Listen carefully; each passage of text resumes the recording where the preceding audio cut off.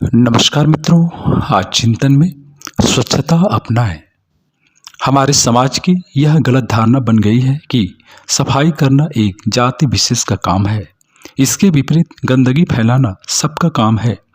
तथाकथित सभ्य कहलाने वाले गंदगी से दूर रहना तो चाहते हैं, परंतु गंदगी को दूर करना नहीं चाहते। अपना घर झाड़ बुहार कर कूड़ा किसी दूसरे के दरवाजे पर डाल आना अथवा सड़क या नाली में डाल देना कुछ शिक्षित और स्वच्छता प्रेमियों के लिए आम बात हो गई है। इससे चाहे अन्य यात्रियों को अथवा मोहल्ले वालों को किसी तरह की परेशानी हो, उन्हें क्या, उनकी अपना घर तो साफ हो गया। नाली रुककर चाहे सड़न पैदा हो, कीटाणु बढ़े, सड़क पर चलते यात्री चाहे छिलके पर पैर पड़ने से फिसल कर गिर जाएं, उन्हें क्या, वे तो अपना घर साफ रखेंगे। स्वच्छता प्रेमी जो हैं, रेल अथवा बस में सफ़र कर रहे हैं, मूंगफली खाई और छिलका वहीं फैला दिया, पान खाया तो पीक वहीं थूक दी, संतरे केले खाए और छिलका बिखेर दिया, बीड़ी सिगरेट पी और ठूंठ वहीं फेंक दिए।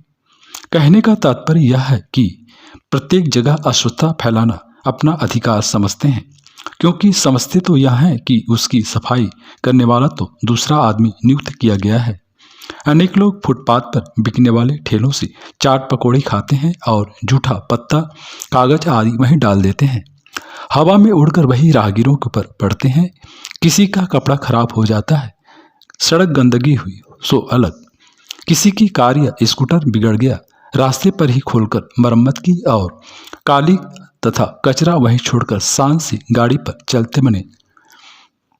पीछे किसी यात्री का पैर उसमें पड़ने से गिर गया तो उसके कपड़े या आवश्यक कागजात नष्ट हो जाए अथवा कपड़ा रंग गया, लघु शंका और दीर्घ शंका निवारण हेतु उपयोगिता कक्ष कौन ढूंढे, सड़क के आसपास निपट लिया। इसका कारण विचार करने पर यही लगता है कि लोगों में अपने गांव और शहरों के प्रति अपनत्व की भावना नहीं पाई जाती। वे केवल अपने घर तक ही सीमित रहते हैं। चौखट के बाहर चाहे कितनी भी गंदगी फैली रहे, उन्हें कोई शिकायत नहीं। कई लोग यह सोचते हैं कि सार्वजनिक स्थान तो गंदे रहते ही हैं, फिर हम ही उसमें थोड़ी सी अस्वच्छता फैला दें तो कौन सा अंतर पड़ता है। यदि हम सफाई करेंगे भी तो दूसरे आकर पुनः गंदगी फैला देंगे। गांव के लोग अशिक्षा और गरीबी के कारण स्वच्छता की ओर विशेष ध्यान नहीं दे पाते, परंतु शहरों में अस्वच्छता का एकमात्र कारण नागरिकों की लापरवाही और अपने कर्तव्यों के प्रति उदासीनता की भावना ही मुख्य मालूम पड़ती है। अस्वच्छता से होने वाली प्रत्यक्ष और परोक्ष हानियों से प्रायः सभी परिचित होते हैं, परंतु इसके निवारण की ओर कोई ध्यान नहीं देना चाहता। स्वच्छता के अभाव में हमारा शरीर, मन, वातावरण सारा का सारा दूषित हो जाता है। कई व्यक्ति तो गंदी आदतों के कारण अपने शरीर की सफाई भी नहीं कर पाते, जिससे जुएं पड़ जाना, दांत खुजली होना एवं अन्य तरह की बीमारी हो जाना साधारण सी बात हो जाती है। परोक्ष हानियां तो प्रत्यक्ष हानियों से भी अधिक खतरनाक हैं। भारत की प्राचीन मान्यता और संस्कृति से आकर्षित होकर विदेशी लोग यहाँ आने के लिए बहुत उत्सुक रहते हैं। जो यहाँ आने के लिए आकर्षित रहते हैं, उन्हें कल्पना के अनुरूप स्वच्छता न मिल पाने के पर निराशा होती है और देश को विदेशी मुद्रा की एक बड़ी रकम से वंचित रहना पड़ता है। स्वच्छता रखने हेतु न तो तख्ती लगाने की आवश्यकता होनी चाहिए और न किसी को मना करने टोकने की। स्वप्रेरित भावना से जो कार्य हो सकता है वह दूसरों के कहने से नहीं। लोगों के मन में अस्वच्छता के प्रति अरुचि और स्वच्छता बढ़ाने के लिए प्रेरणा मिले, वे जाने कि पहले स्वयं सफाई प्रारंभ करना उचित है। इसके लिए एक संगठित क्रम भी चलाया जा सकता है। मोहल्ले के कुछ समाज सेवा की भावना वाले युवकों की टोली बना ले तथा एक एक दिन अलग अलग मोहल्लों में जाकर सार्वजनिक स्थानों की सफाई किया करें।